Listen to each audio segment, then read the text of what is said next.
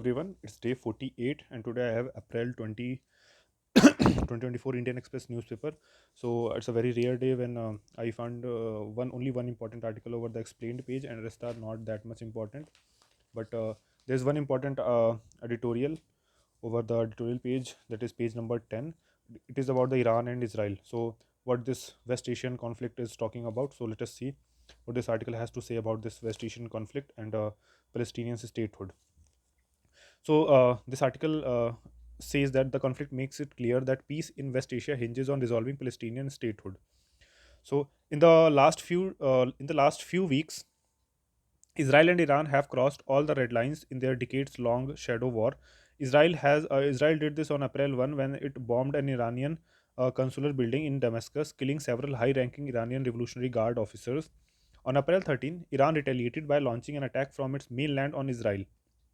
This is the first time Tehran has done this, whereas in the past it relied on non-state proxy militias to do its work, giving it plausible deniability and and the cover of ambiguity. Now, however, Iran launched the world's largest combined drone, cruise, and ballistic missile assault. The war is in the open and no longer being fought in the shadows. As a result, we have witnessed an Israeli retaliation by missiles and drones on Iranian military bases.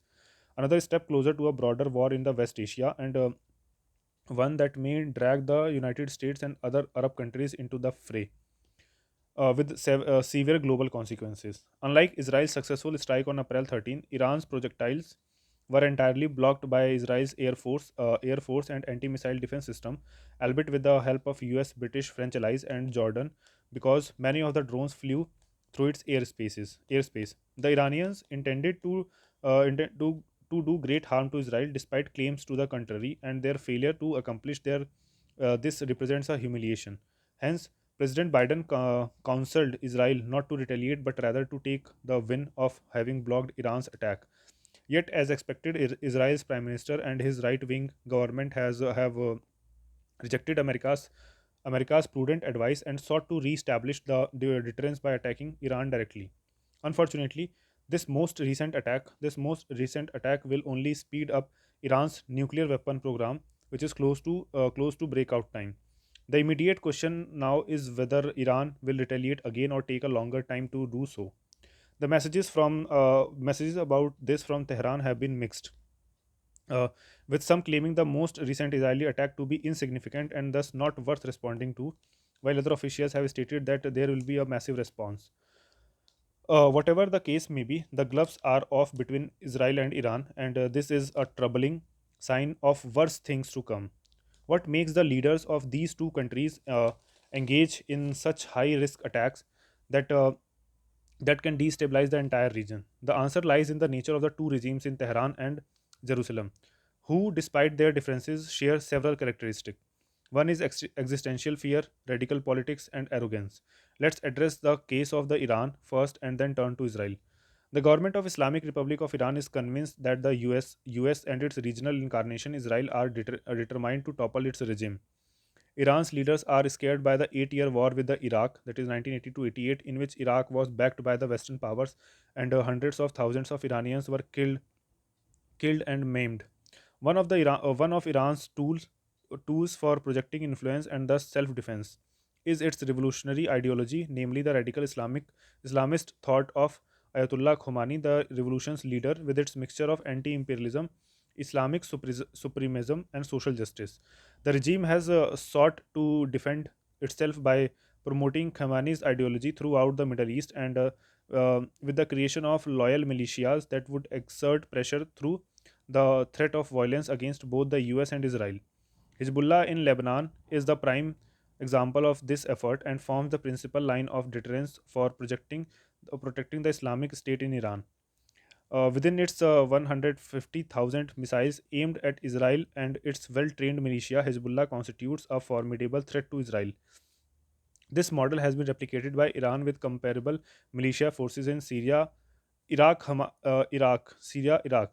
Hamas in Palestine, and the Houthis in Yemen. For example, the Houthis have shown the ability to block maritime shipping through the Red Sea, effectively blocking two choke points, the Bab al Mandab and the Suez Canal, at Iran's behest.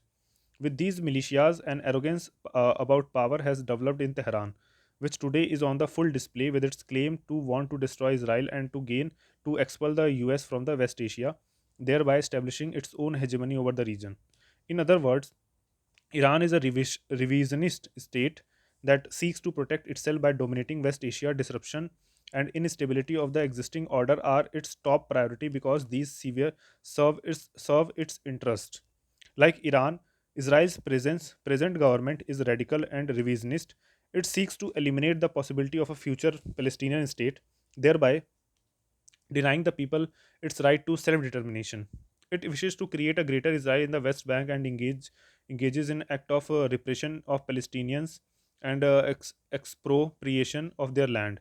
In so doing, Israel is allowing the Palestinian cause to fester, which generates radical and violent action, as we saw in the despicable acts on October 7, 2023, but also in many earlier attacks on Israelis.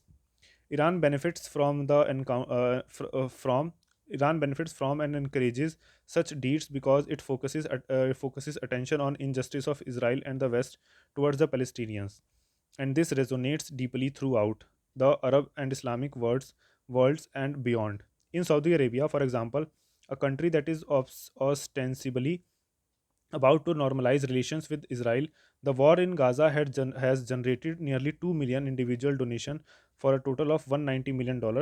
This effectively means that half the Saudi population has contributed to alleviate Palestinian suffering. For Israelis, however, all this support for the Palestinians amount to a desire to see Israel destroyed, and this plays on their existential fears. The war in Gaza has made clear that the denial of Palestinian rights and unless their right to a state is granted, there will be instability and violence in West Asia. Spoilers against peace and stability, like Iran and the right wing government in Israel, will take advantage of this chaos to achieve their maximum goals. Desiring a different outcome, the US, Jordan, Egypt, and the Arab Gulf states such as Saudi Arabia have been pleading with Israel to give binding commitments for the creation of Palestinian state. Their proposal is to return to the two-state solution as envisaged by the 2002 Arab Peace Initiative. Yet Israel's existential trauma after October 7, the ideology of its right-wing government, and the arrogance produced by its military superiority have so far led it to refuse any acknowledgement of a Palestinian state. Unfortunately, without this, there will be no peace or stability in the West Asia, and the open wars between Iran and Israel will escalate with dire consequences for all. So this was about the peace in West Asia. So let us see what is happening. This is a news in transition. So another important article I found on the explained page. Uh, so this is about the Elon Musk and its investment in the India. So let us see what this article is going to say. So on his visit to India over the weekend, Tesla Inc. CEO Elon Musk could make a pledge to pump more than $2 billion into car manufacturing facilities in the country and make a statement on a longer term investment commitment. He is scheduled to participate in a round table with India's space startup and have a meeting with Prime Minister Narendra Modi on Monday. Musk visit Musk's India visit comes as a flagship company Tesla goes through some difficulties with the sobering numbers resulting in the falling stock market valuation. The promise of India. Electric passenger car sales have been strong in India, albeit on a tiny base. The government has rolled out a policy tailored for Tesla to import 8,000 electric cars annually into India at a sharply reduced 15% duty. Analysts projected that around 5% of all the automobiles in India will be electric vehicles by 2030, up from the 2% currently, but much lower than the government's target of 30%. Tesla setting up a manufacturing facility could be the Apple moment for India's auto sector. This success of ramping up cell phone assembly by Apple suppliers in India, riding on production linked incentives, it is seen as a landmark in India's bid to move up the assembly value chains for hand phones. The tariff policy break for Tesla is consistent with the government's approach to tap marquee brands and sectoral flag bearers. Apple in electronics manufacturing, Micron for semiconductor chips, and Tesla in electric vehicles. Okay, so ahead of Musk visit, the first consultation meeting was held on Thursday with the automobile industry players. including Tesla representatives, to evolve guidelines to operationalize the government's new EV policy related released last month. Earlier on April 16, the Finance Ministry notified amended rules under the Foreign Exchange Management Act to operationalize its decision to allow up to 100% foreign direct investment for the space sector through three categories of liberalized entry routes. On his 2-day visit, Musk is expected to make a push for Starlink, a project by his company SpaceX to offer high speed internet using a constellation of thousands of low Earth orbit satellites. India is also an important market for Musk's other venture, social media platform X. With elections underway, X has been able to skirt around major controversies, a record that Musk is keen to keep intact, unlike in 2019 when Twitter, as X was known then, had multiple run ins with the governments. So, EV sector's challenges. But the auto sector agenda is clearly the focus of Musk visit. He is likely to market the tangential impact that Tesla's manufacturing plans can have on India's EV vendor ecosystem and dangle the incentive of potentially using the country as a future export hub.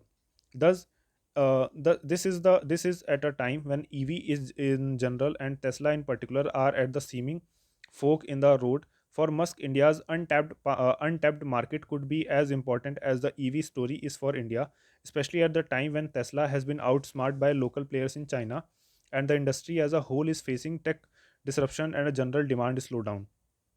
But India poses multiple challenges. It is still a relatively small luxury car market, and Tesla is unlikely to have a mass market product anytime in the foreseeable future. The current EV leader in India, Tata Motors, have tested tasted success by actually moving down the value chain and by customizing its internal combustion model rather than designing EVs ground up. The Tesla's lowest priced car, Model 3, is learned to have faced ground clearance issues when tested in Indian conditions. The car could need some re-engineering to ensure it can negotiate speed breakers and bad roads. Plus, there is the issue of putting up the charging infrastructure. So, India's new electric vehicle policy, the center's new electric vehicle policy, which effectively lowered import duties to 15% from 100% on car models costing over $35,000 if its manufacturer promise to invest $500 million in setting up the local factory, marks a part reversal of the domestic manufacturing policy push. Given that the duty cuts are aimed at enabling a car maker to import fully built cars. Also, the waiver is specifically for models of electric cars with combined cost, insurance, freight prices of $35,000 or more, a landed cost of more than rupees 35 lakh, a segment that does not generally qualify as a tax swap. While the import numbers may be limited to 8,000 units annually, the new policy does allow Tesla to test out the market potential before taking a full-scale plunge into manufacturing. The policy comes after the center turned down Tesla's demand for upfront import duty cuts less than 24 months ago. According to the Ministry of Commerce, the new policy is designed to attract investments in the e-vehicle space by reputed global EV manufacturers and seeks to provide Indian consumers with access to latest technology, boosting the Make in India initiative, strengthening the EV ecosystem by promoting healthy competition among EV players. However, in July last year, the center reportedly turned down China-based BYD's proposal to build a $1 billion EV plant in partnership with the Hyderabad-based Mega Engineering and Infrastructure Limited. So this is also a news in transition that whether this investment took place in India or not amid the ongoing election in India. So we'll see if the such news comes in subsequent newspaper. So we'll see some other important articles tomorrow. So till then.